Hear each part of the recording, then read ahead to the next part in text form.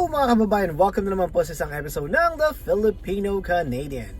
So ngayong araw na to, samahan nyo naman akong mag-groceries. Yes! So ipapakita ko sa inyo kung magkano ang budget namin as a family of 5. 6 pala dahil nakatira sa amin yung pamangkin ni Mrs. So 6 na tao ang kumakain sa aming household. So ipapakita ko sa inyo kung magkano nga ba ang ginagastos namin every 2 weeks.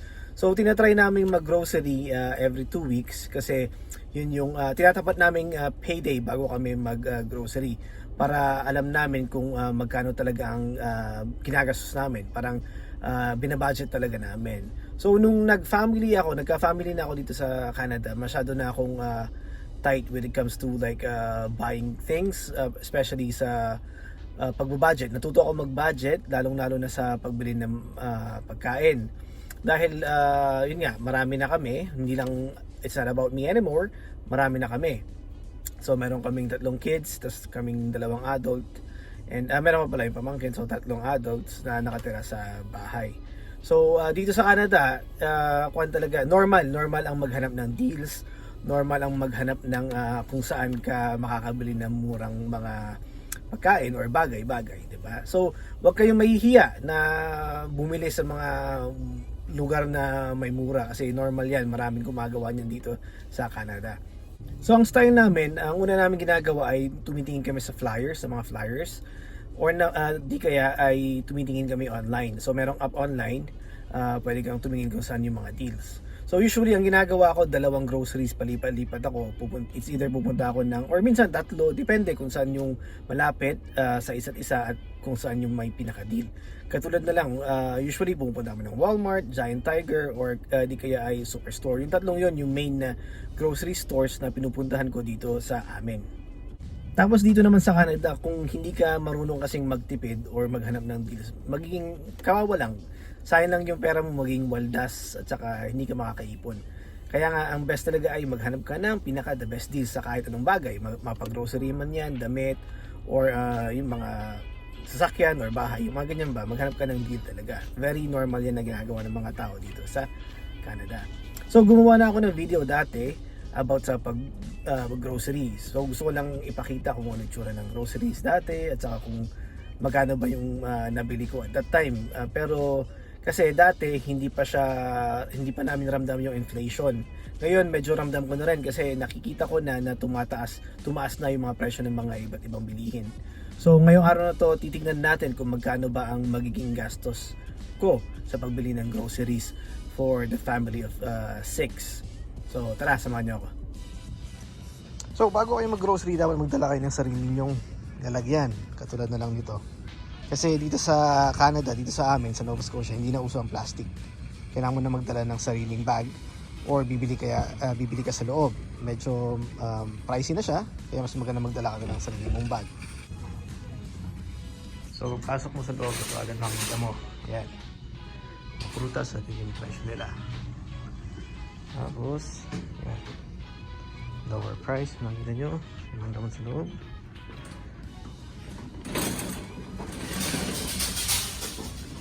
Yan, may mga damit. Para siyang Walmart din. Puro deal na makita nyo. Deal. Yan. At syempre, dapat meron kang grocery list. Yan. Sa coupon, ayan, yung coupon very important yan kasi yan, parang yan, may free akong vegetip. Ayan, kukuha ko yun ng libre. Basta meron yung gantong brand at style or flavor dito sa area na to, sa Giant Tiger. Yan, dapat may list ka para hindi ka mapagalitan ni Mrs. Katulad nitong mansanas, kung magiging nyo, 5.47 na lang siya. Sa iba kasi sa Walmart or kahit sa Superstore, abot to ng almost na $9. So dito, mura na yan actually. Kaya kukuha ko ng isa kasi yan ang favorite ng daughter ko. Dito tayo sa kabila, magkaibang itsura. I think mas gusto ko to. So ayan.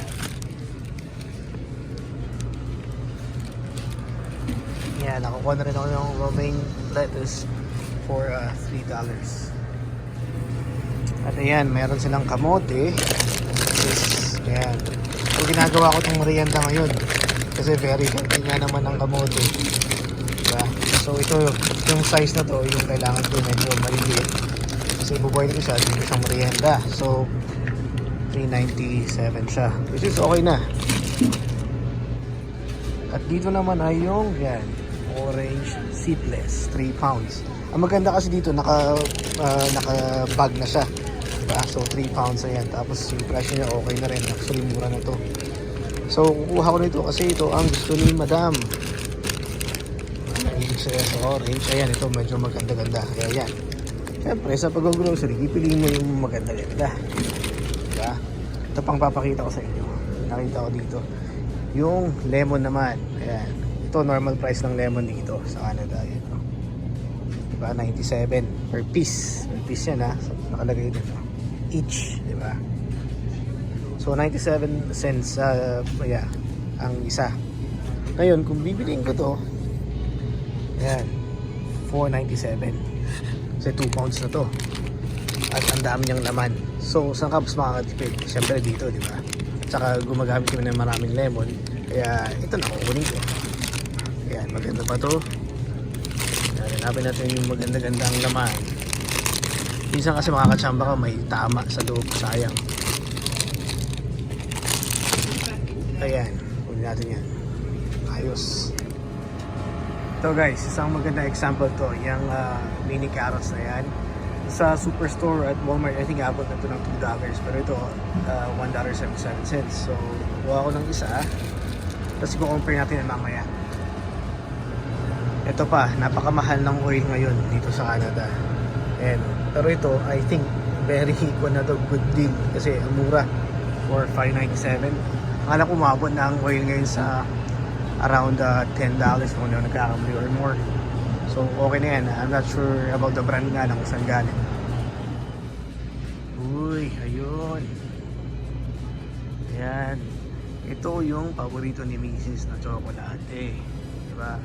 So ito mga kababayan, especially sa mga lalaki na inatasang mag-grocery, dapat pagdating nyo sa grocery, hanapin nyo yung paborito yung pagkain o tsokolate ng asawa nyo at bilhin nyo, diba? Surprise nyo siya, ibigay nyo yung gusto niya para naman pag ikaw ang humingi ng pabor, katulad na lang ng lalabas para uminom kasama ang tropa, ayan, papayagan ka agad, diba? Ito pa ang very good example. So sa ibang grocery stores, ito aabot to ng $1 plus na per pound. Pero dito, $2.79, 3 pounds na siya. So, mas mura.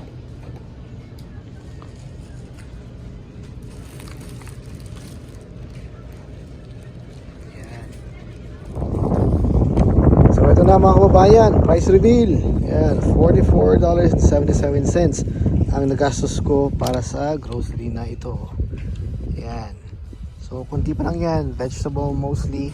Tsaka prutas. So lilipat na naman ako ngayon sa Walmart naman kasi doon yung pangalawang mas mura. So tingnan natin, sana matapos ko ng grocery doon or baka kailangan ko mang punta sa Superstore. Ito mga kababayan, round 2 na tayo. Dito naman tayo sa Walmart pupunta ngayon.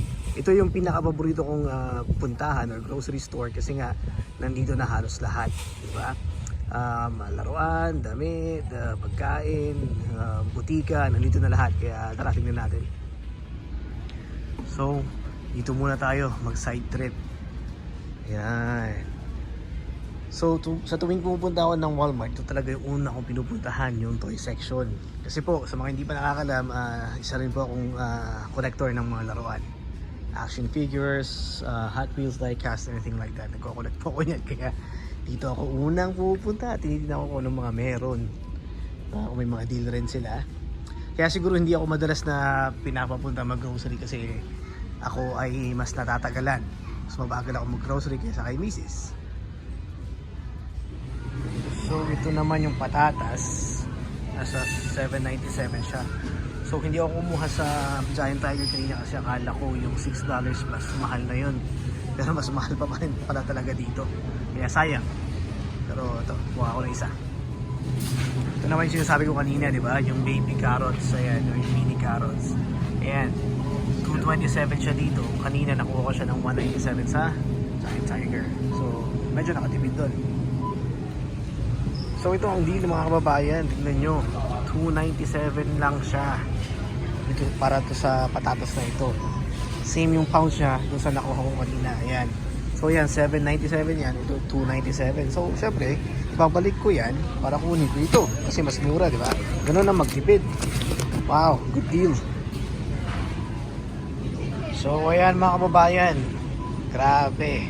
Ang traffic dito ngayon at ang daming tao. Dahil may paparating na storm bukas. Kaya nagpapanik buying yung mga tao.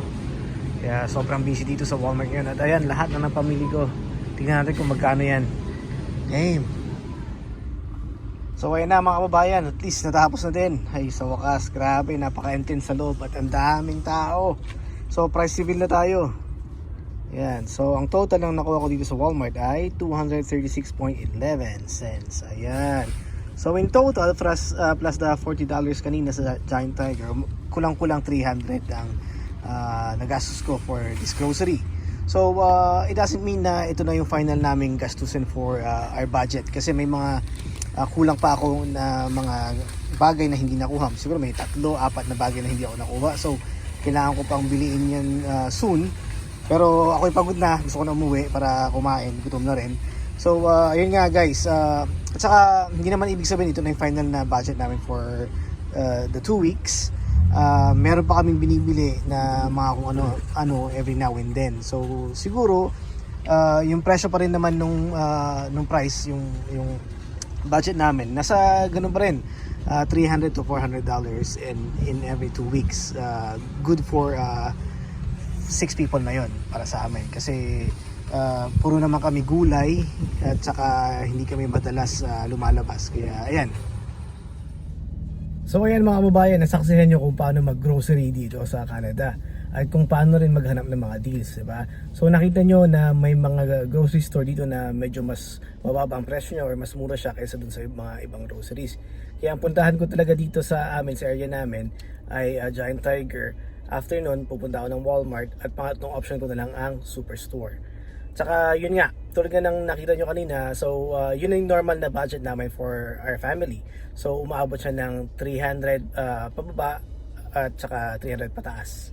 So yun ang normal na budget namin for every 2 weeks. Tandaan, every 2 weeks. So within a month, abot kami ng $600 to $700 sa pagkain tsaka pangbaon ng mga bata for school.